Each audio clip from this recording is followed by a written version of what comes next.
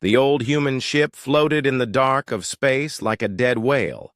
Its metal hull was black and cold. No lights shone from its windows. No signals came from its radios. It had been drifting here for hundreds of years, forgotten and alone. General. Vextar stood on the bridge of his warship and stared at the human vessel through the big window. His blue skin had dark stripes that showed his anger. His 4 arms crossed over his chest. The Zephyrian general hated humans more than anything else in the galaxy. "Look at that piece of junk," he said to his officers. "Even their old ships show how weak they are." The Zephyrian Empire had been fighting humans for 2 years now. They had won every battle. Human colonies fell one by one. The humans were soft and weak. They relied on machines instead of their own strength. They cried when they lost. They begged for mercy like children. Dr. Kate Morrison stood behind the Zephyrian officers. Her hands were chained. Her clothes were dirty. She had been a prisoner for 6 months now. The aliens kept her alive because she knew about old human history. They made her translate human writing and explain human customs. "What do your records say about this ship?" Vextar asked her. His voice was like grinding metal. Kate looked at the ship through the window. She had never seen anything like it. The design was wrong, too old but also too advanced. The hull had patterns that human ships never used. "I don't know," she said. "It's not in any database I've seen. The style looks like it's from the early colony period, maybe 400 years old." 400 years, Vextar laughed. "Before humans even knew how to fight properly. This should be amusing." Lieutenant Jake Sullivan was brought to the bridge in chains. His uniform was torn and dirty. His face had bruises from Zephyrian guards. He had been a prisoner longer than Kate. The aliens liked to hurt him because he used to be a naval officer. "You're coming with us," Vextar told the 2 humans.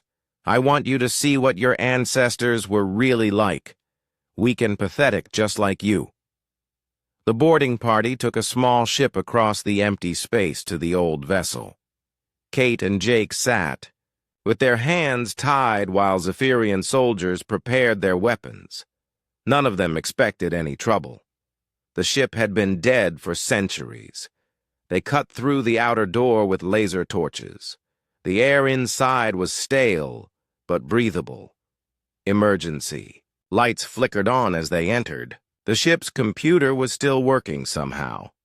Kate read the writing on the walls as they walked through the corridors. "UES Liberty," she said. "United Earthship Liberty." "What does that mean?" Vextar demanded. United Earthships were the first. Colony vessels, Kate explained. They carried families and supplies to new worlds. This one should have workshops, living areas, maybe some farming equipment. But as they went deeper into the ship, nothing looked right. The corridors were too wide. The walls had weapon mounts. There were no family quarters, no schools or playgrounds.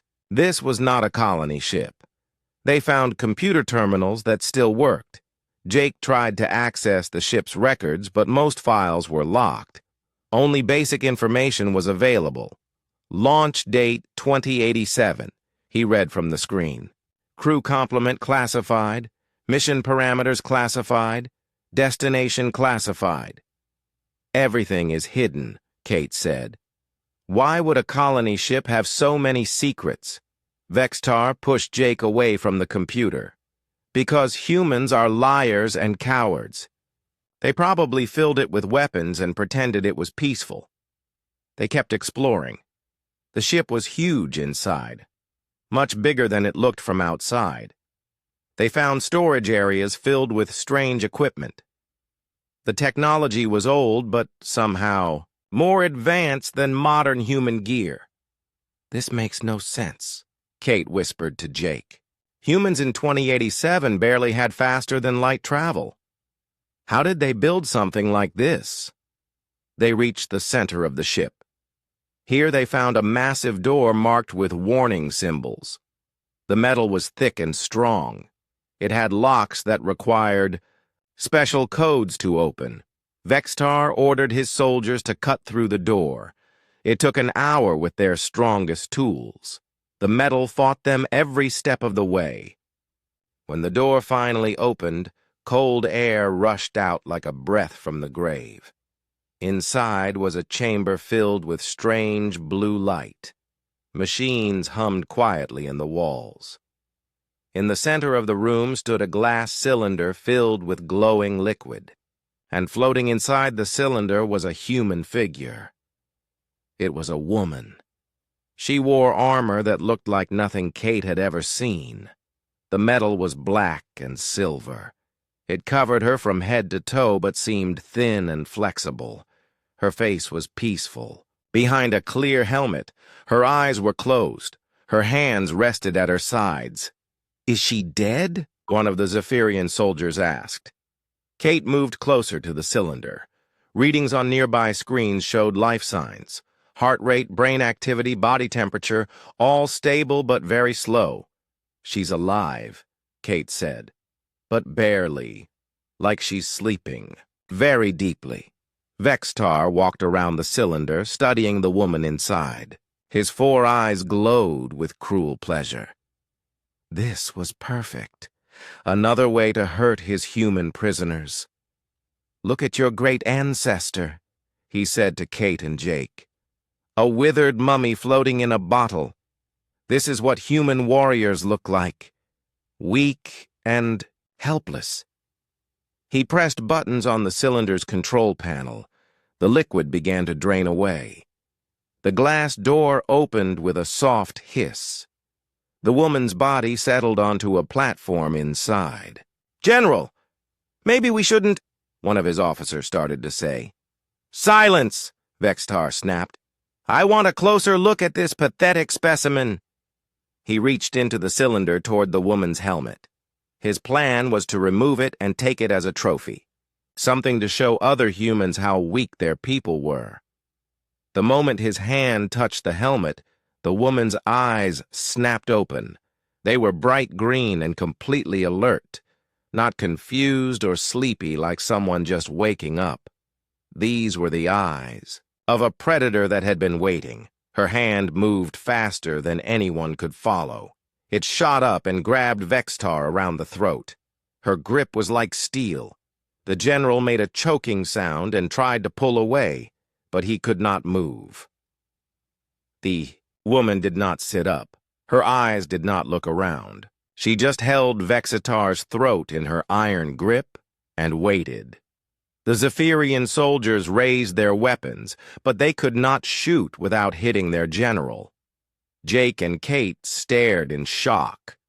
The woman in the armor had moved like lightning, but now she was still again. Only her hand around Vextar's throat showed she was awake. Minutes passed in silence.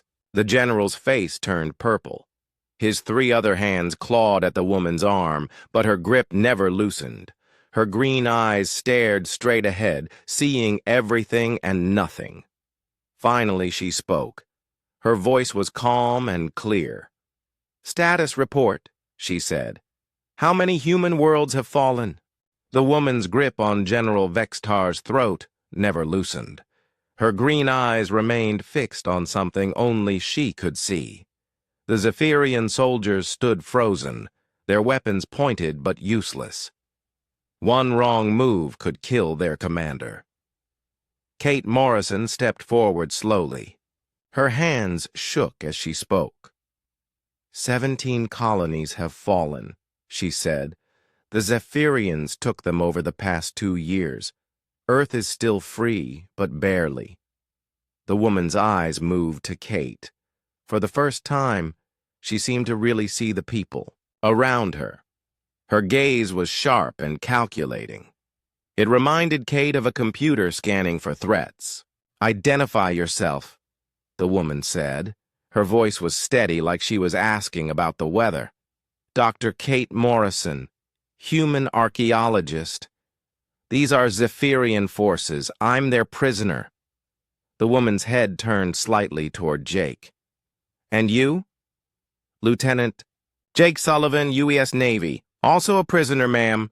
Something changed in the woman's expression when Jake said U.S. Navy. It was like hearing words from home. "Naval protocols," she said. "Current date and military status?" Jake straightened up as much as his chains would let him. Even as a prisoner, he remembered how to report to a superior officer. "Date is July 15th, 2387. United Earth Space Command is engaged in defensive operations against the Zephyrian Empire. We're losing, ma'am." The woman was quiet for a long moment. Her eyes closed, then opened again. When she spoke, her voice had changed. It was softer, more human. 387, she repeated. "I've been asleep for 300 years. She looked down at General Vextar, who was still trapped in her grip. His face was dark blue now. His breathing was short and painful. "You're killing him," Kate said. "Not yet," the woman replied. "But I could." She released the general suddenly. He fell backward, gasping and holding his throat. His soldiers moved to help him, but he waved them away. His pride was hurt worse than his neck. The woman sat up in the cylinder. Her movements were smooth and controlled. The armor she wore seemed to move with her like a second skin. As she stood, Kate could see how tall she was. At least 6 feet, with the build of someone who had trained for combat her whole life. "I am Commander Lisa Hayes," she said. "Sleeper Guard, 1st Battalion. Service number 77 Alpha 9. She stepped out of the cylinder. Her boots made no sound on the metal floor. The armor covered her completely, but Kate could see it was more than just protection. Lights blinked on the chest plate. The helmet had displays that showed information Kate couldn't read. "Sleeper Guard?" Jake asked. "I've never heard of that. Unit." Lisa looked at him with something like sympathy. "You wouldn't have. We were classified beyond top secret. Even the records were hidden." General Vexitar had recovered enough to speak. His voice was rough and angry. "What are you?" he demanded. "Some kind of human weapon?" Lisa studied him like a scientist looking at an interesting bug. "I'm what humans became when they had to fight for their lives. Before we forgot how dangerous the galaxy really is." She walked to one of the wall panels and placed her hand on it. The entire ship seemed to wake up around them. Lights came on, computer screens activated. The air itself felt different, charged with energy. "This ship is more than you know," Lisa said to Kate. "The Liberty isn't a colony vessel, it's a fortress, one of 12 sanctuary ships built during the time of trials." The time of trials? Kate had never heard the term before. 50 years when humanity faced extinction, Lisa explained. Multiple.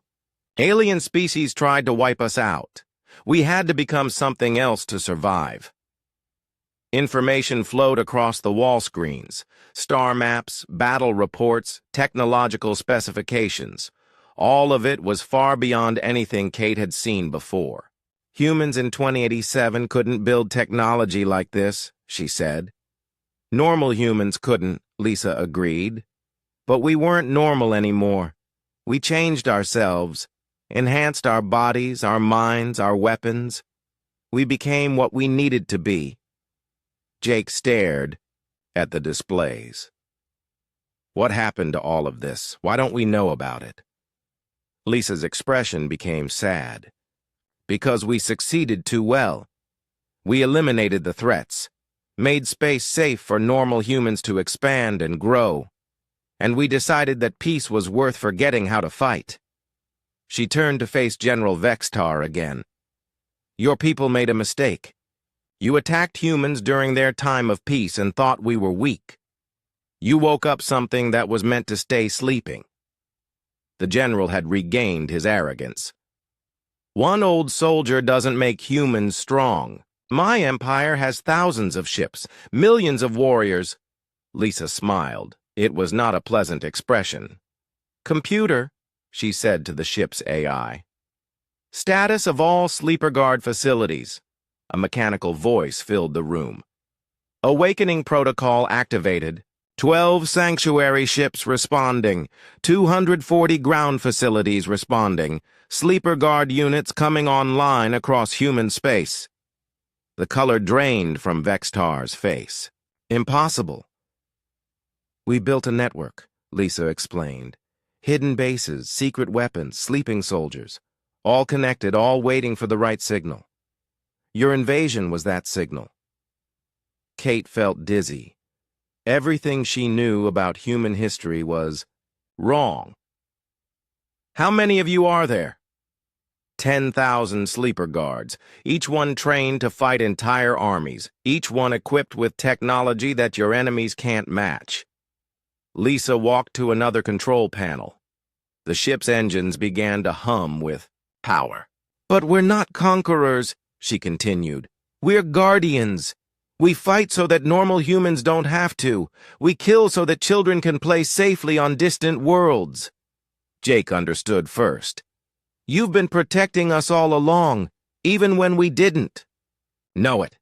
Every pirate fleet that vanished mysteriously.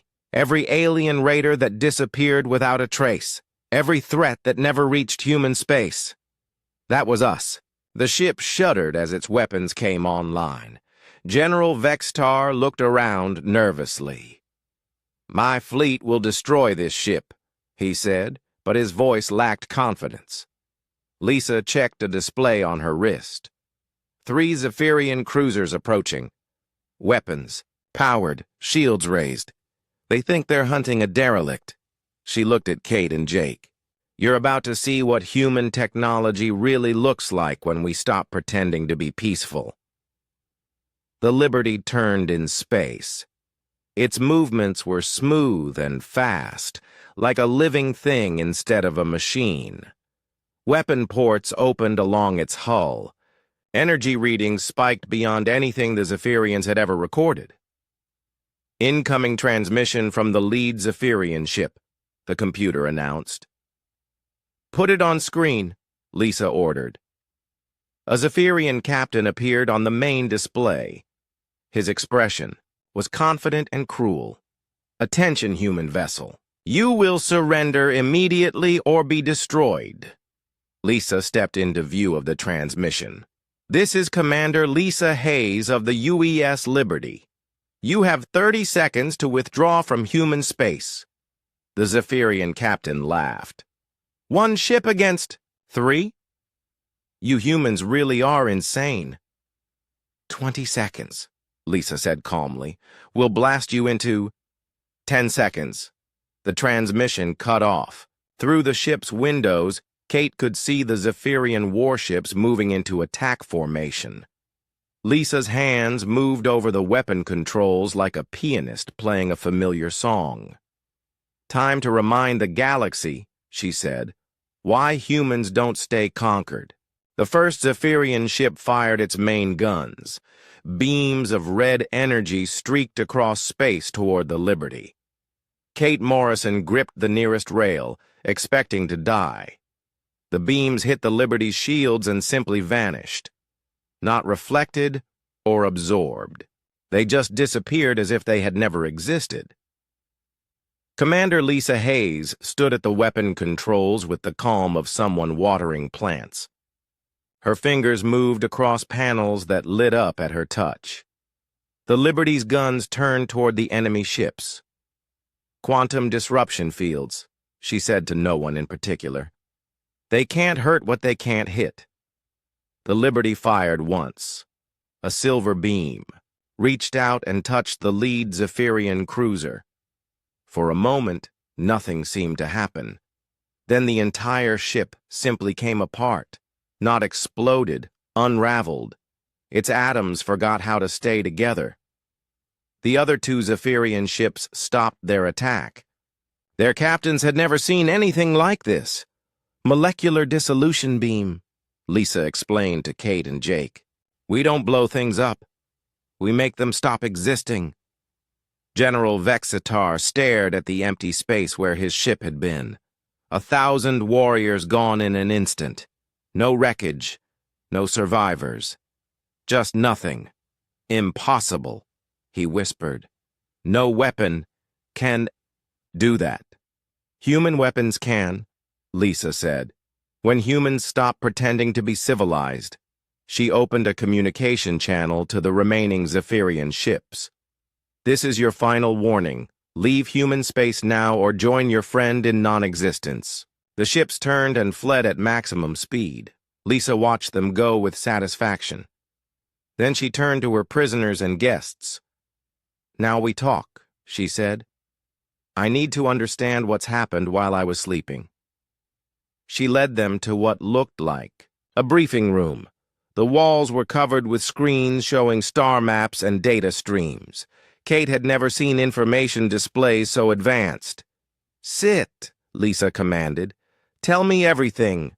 For the next hour, Kate and Jake explained the current state of human civilization, how Earth had spread to hundreds of worlds, how the colonies were peaceful and prosperous, how the military was mainly for exploration and police work. Lisa listened, without speaking. Sometimes her face showed surprise, sometimes disappointment.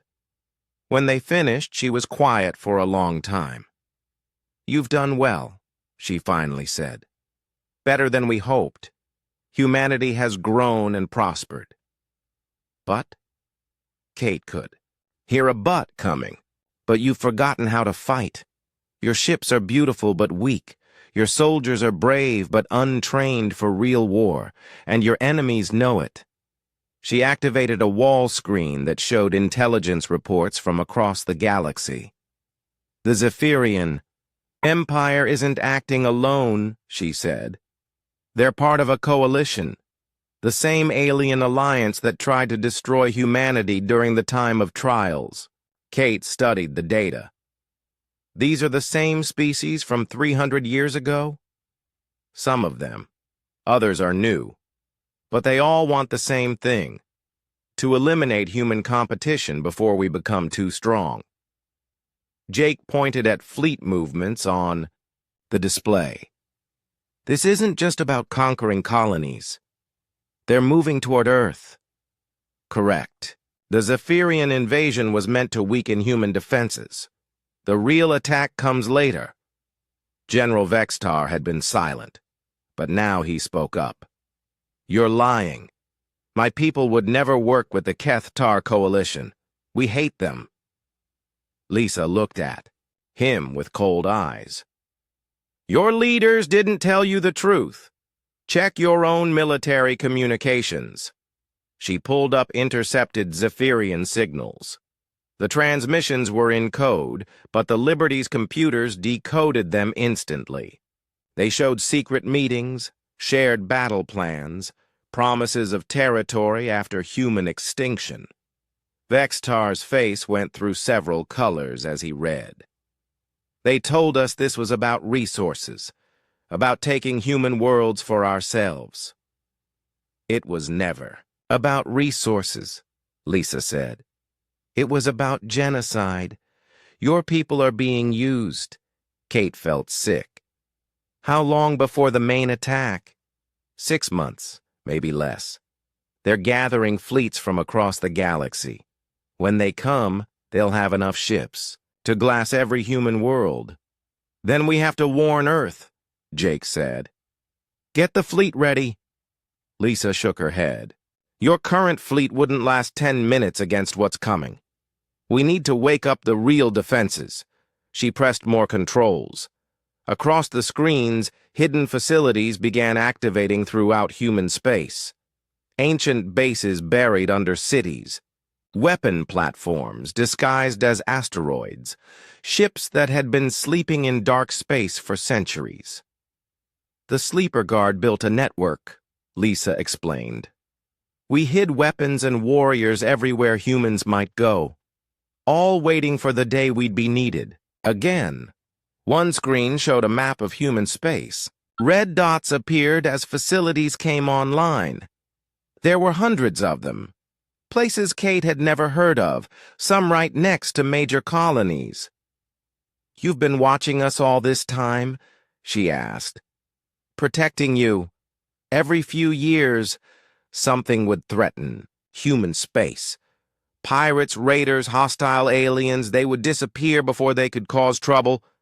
Jake understood. The ghost ships, the mysterious vanishings, that was you. Us and others like us. 10,000 sleeper guards scattered across the galaxy, each one a living weapon, each one dedicated to keeping humanity safe. Lisa activated another display. It showed personnel files for the awakening sleeper guards, men and women from Earth's past, enhanced and trained beyond normal human limits. "We volunteered for this," she said. "Gave up normal lives to become guardians. We sleep while humanity prospers. We wake when humanity is threatened." Kate looked at the faces on the screen. They all looked young, but their eyes were old. The eyes of people who had seen too much war. "What happens now?" she asked. "Now we prepare for the real war," Lisa said.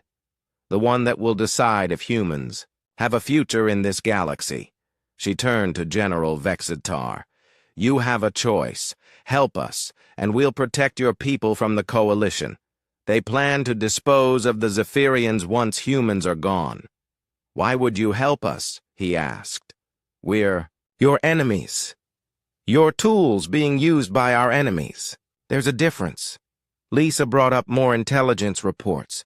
They showed Coalition plans for the Zephyrian Empire after the human war. It wasn't pretty. "They'll enslave your people," she said. "Use them as soldiers for the next war. Your empire will cease to exist." Vextar studied the reports. His anger was shifting from humans to his own leaders. "What do you want from me?" "Information about Coalition fleet movements, timetables for the attack, codes and frequencies. And, in exchange, we'll evacuate Zephyrian civilians from the war zones. Give your people a chance to survive what's coming." Jake looked confused. "Why save them? They invaded our colonies." Lisa turned to him with patient eyes. "Because that's what humans do. We protect people who can't protect themselves, even former enemies." She walked to the center of the briefing room. All around them, the Liberty hummed with awakening power. "The galaxy thinks humanity is weak because we choose peace over war. They don't understand that our strength comes from protecting others, not conquering them." Kate felt something change in her understanding of human history. The Sleeper Guard wasn't just about military defense. No. We were guardians of human values. We became monsters so that normal humans could remain human. Lisa looked out through the viewports at the stars beyond. "In 6 months, the Coalition will come with enough ships to end human civilization.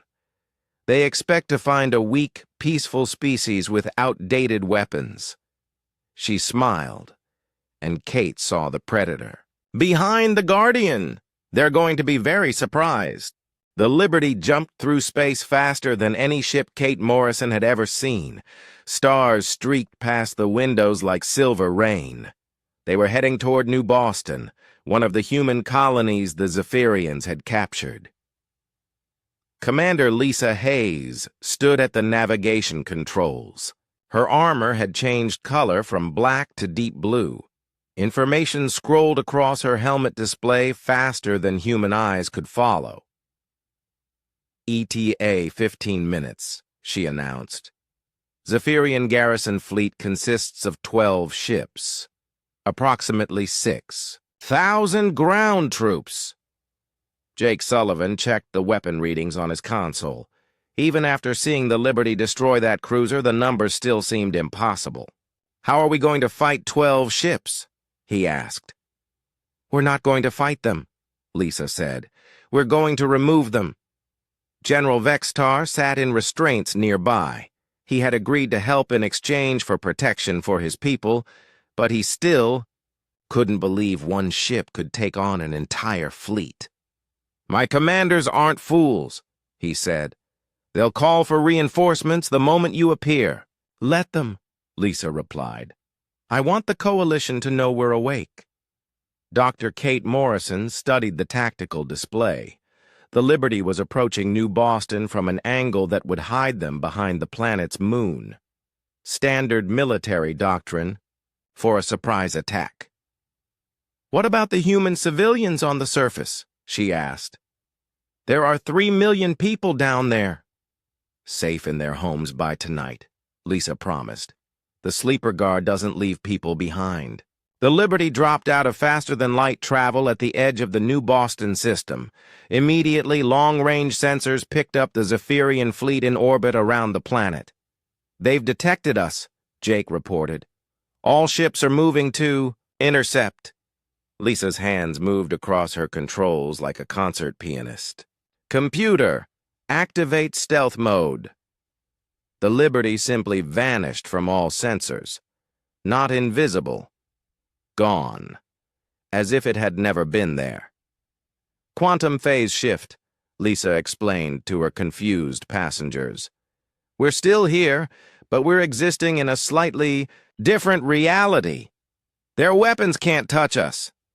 The Zephyrian ships were firing blindly now, trying to hit something they couldn't see or detect. Energy beams crossed empty space where the Liberty had been. Beginning liberation of New Boston, Lisa announced. The first Zephyrian ship died without ever knowing what killed it. One moment it was searching for an invisible enemy. The next moment its reactor core simply stopped working. The ship went dark and began falling toward the planet.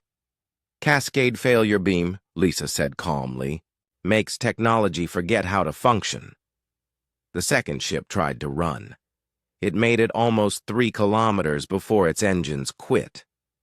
Then its life support failed. Then its hull forgot how to stay solid. General Vextar watched his people die with growing horror.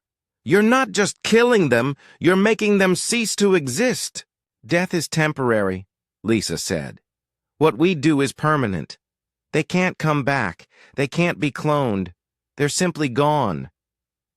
By the time the Liberty finished with the orbital fleet, there was nothing left but empty space and a few floating pieces of debris.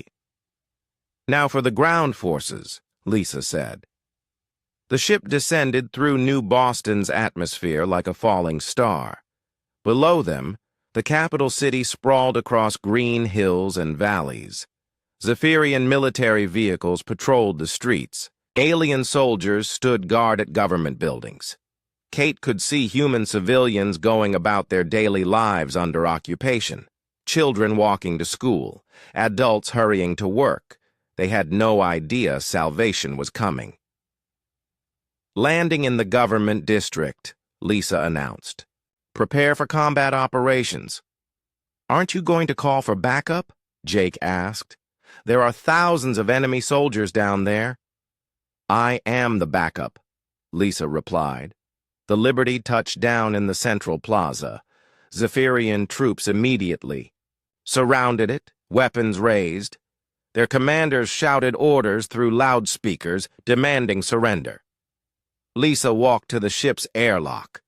Her armor had changed again, now showing adaptive camouflage patterns. Stay here, she told Kate and Jake. This won't take long. She stepped outside alone. What happened next would be talked about in military academies for generations. One human soldier against an entire garrison. The outcome was never in doubt. Lisa Hayes moved through the Zephyrian forces like a force of nature. Her weapons didn't make noise. They just made enemies disappear. Her armor turned aside their strongest shots like they were raindrops. She didn't fight like a human. She fought like something evolution had spent millions of years perfecting for war. Every movement was precise. Every shot was perfect. Every step took her closer to her. Objective. Within an hour, the Zephyrian occupation of New Boston was over. Not defeated, erased. The alien soldiers were gone as if they had never existed. Their equipment sat empty in the streets. Lisa returned to the Liberty without a scratch on her armor. Behind her, human civilians began to emerge from their hiding places, free but confused. "Liberation complete," she reported. "Beginning broadcast to all human colonies." She activated the ship's communication array. Her message went out across faster-than-light channels to every human world. "This is Commander Lisa Hayes of the Sleeper Guard. Human colonies under occupation will be liberated within 48 hours. Civilian populations should remain calm and await further instructions." Jake stared at the communication log. "You're announcing our presence to the entire galaxy." "Good," Lisa said. "Fear is a weapon too." Over the next 2 days, the impossible happened again and again. Human colonies that had been under Zephyrian control for months were suddenly free. The occupation forces simply vanished. One day aliens were in charge, the next day they were gone. Other sleeper guards were awakening across human space, ancient warriors emerging from hidden facilities. Each one a legend made real. Each one equipped with technology that seemed like magic. Kate watched the news reports with amazement.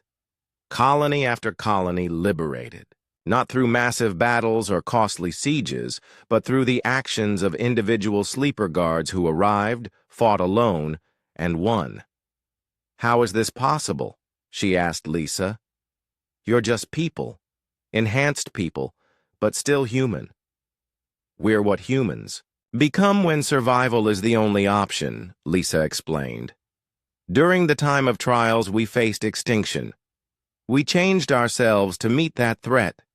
She showed Kate medical scans of her own body. The readings were incredible. Bone density like steel, muscles that could lift a car, reflexes faster than computer processors. We enhanced our bodies, but more importantly, we enhanced our minds. Perfect tactical awareness, unlimited weapon skills, the ability to process information like a quantum computer. "But you're still human inside?" Lisa was quiet for a moment. "Yes, that's the most important part. We kept our humanity while becoming something more. We fight for human values, not just human survival." General Vextar had been watching the liberation reports with growing concern. "My people are calling this impossible. They say humans don't have this kind of technology." "We do now," Lisa said. "And the Coalition is about to learn what happens when humans stop playing by everyone else's rules." She activated a galactic communication channel. Her message went out to every inhabited system within 1,000 light years. "To all hostile forces currently operating in human space," she said, "you have 72 hours to withdraw beyond the galactic rim. After that time, any alien military presence in human territory will be removed permanently." The message caused panic across the galaxy. Fleet commanders who had never heard of the Sleeper Guard suddenly found themselves facing an enemy that shouldn't exist. Kate looked at the star chart showing alien fleet movements. Many were already retreating. Others were calling for reinforcements. "What about the main Coalition fleet?" she asked. Lisa checked her tactical displays. "Still gathering at the staging point. They think this is a bluff. They believe humans are still weak." She smiled with cold satisfaction. "In 4 months, they'll arrive at Earth expecting to find a defenseless planet. Instead, they'll find 10,000 awakened sleeper guards and the full power of humanity's hidden arsenal." Jake studied the weapon readings on his console. The numbers were beyond belief. We can really win this? Lisa looked out at the stars, with the confidence of someone who had never lost a battle. We already have. They just don't know it yet. Earth had never seen anything like the awakening. Hidden facilities across the planet came alive after centuries of silence. Underground complexes beneath major cities opened their doors. Weapon platforms rose from the ocean floors.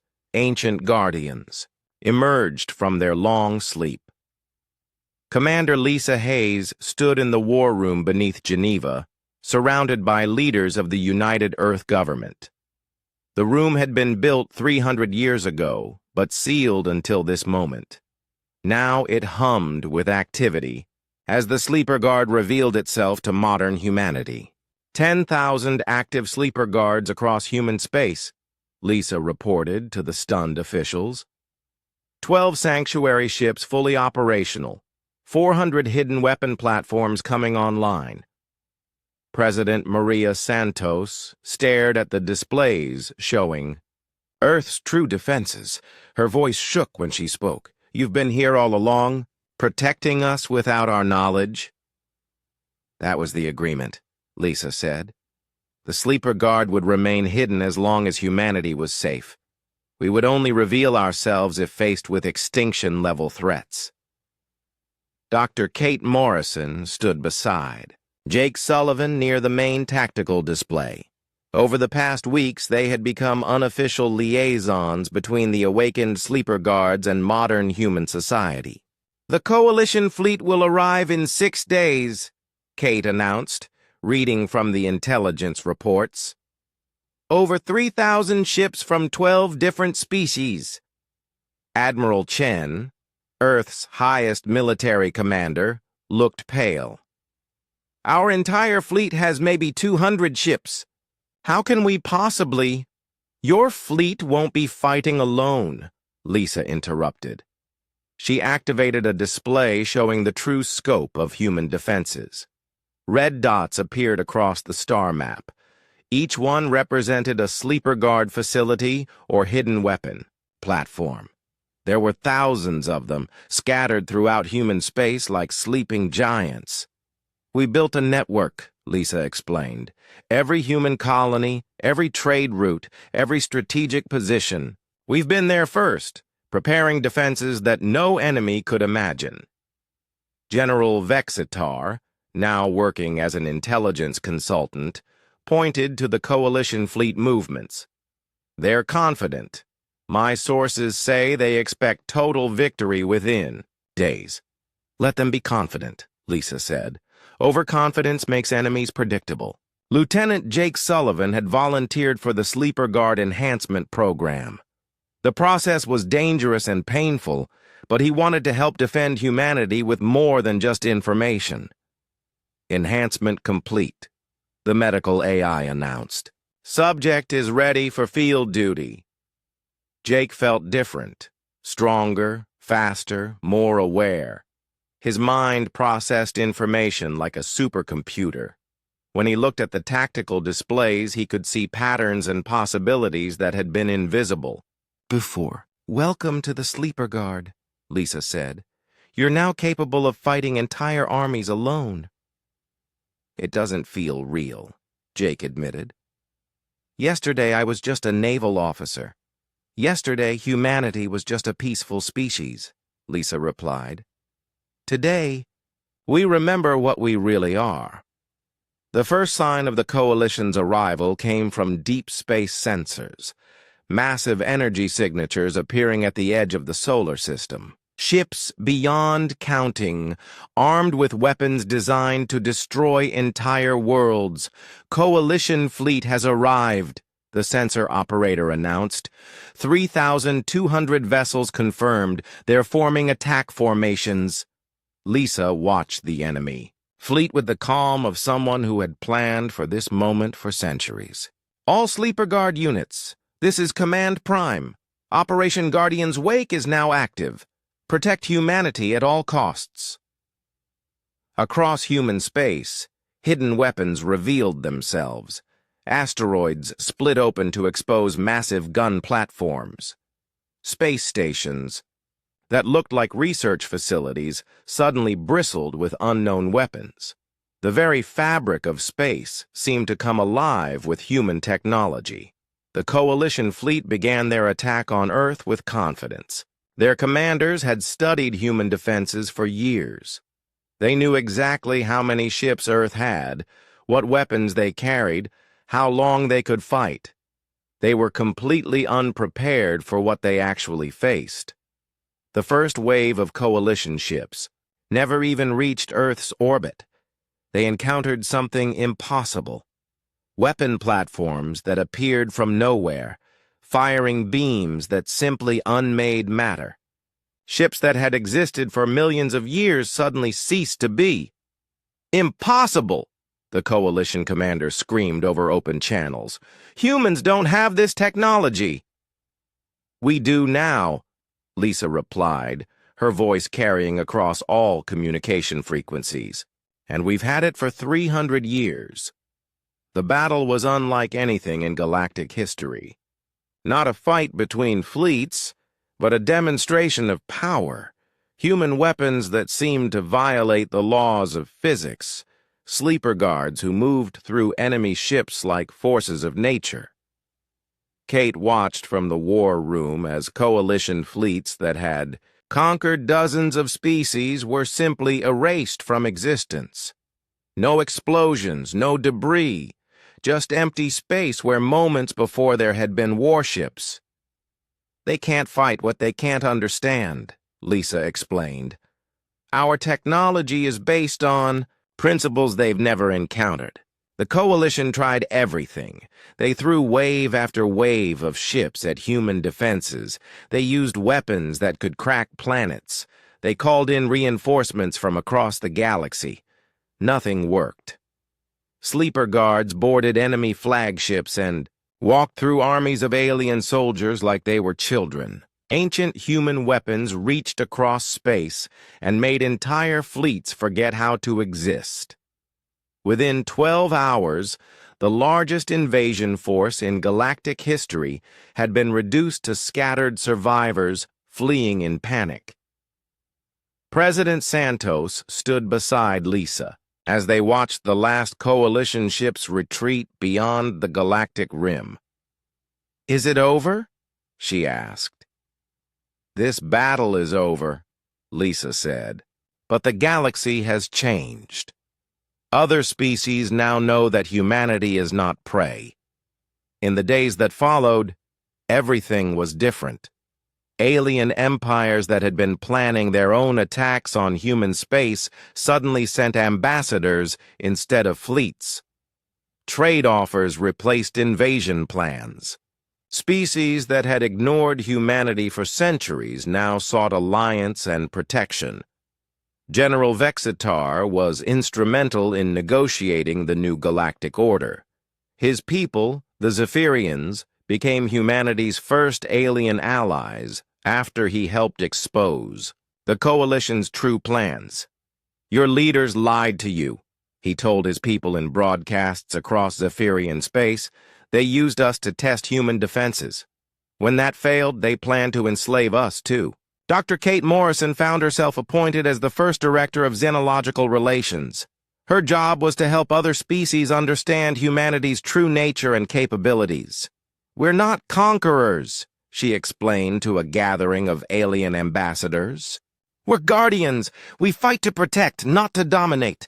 Jake Sullivan, now enhanced and trained as a sleeper guard, became a bridge between the ancient guardians and modern human society. He helped integrate 300-year-old technology with current military doctrine. "The hardest part," he told new recruits, "is remembering that we fight for human values. Power without purpose is just destruction." Lisa Hayes stood on the observation deck of the Liberty, now orbiting Earth as a symbol of humanity's hidden strength. The planet below looked peaceful, its cities glowing softly in the darkness of space. Kate joined her at the viewport. "Do you Regret sleeping through so much human progress? Lisa considered the question. Below them, Earth thrived in ways the founders of the Sleeper Guard could never have imagined. Art, science, exploration, peace, all the things they had fought to. Protect. I didn't sleep through it, Lisa said finally. I was preparing for it. Every moment of those 300 years, every dream, every training program. It was all leading to this moment. And now? Now humanity takes its place among the stars. Not as conquerors, but as the species that other civilizations turn to when they need protection. Across the galaxy, the name human carried new meaning. Not the weak, peaceful species that aliens had dismissed, but the guardians who emerged from hidden places when innocence needed defenders. The Sleeper Guard had awakened not just to fight a war, but to remind the galaxy of something it had forgotten. That true strength comes not from the ability to destroy, but from the will to protect. And in the depths of space, in hidden facilities on distant worlds, other Sleeper Guards returned to their long watch, ready to wake again whenever humanity, or those under human protection, faced extinction. The universe had learned an important lesson. Humanity's greatest warriors were not the ones who conquered and ruled. They were the ones who slept in darkness, so that others could live in light, and they would always be watching.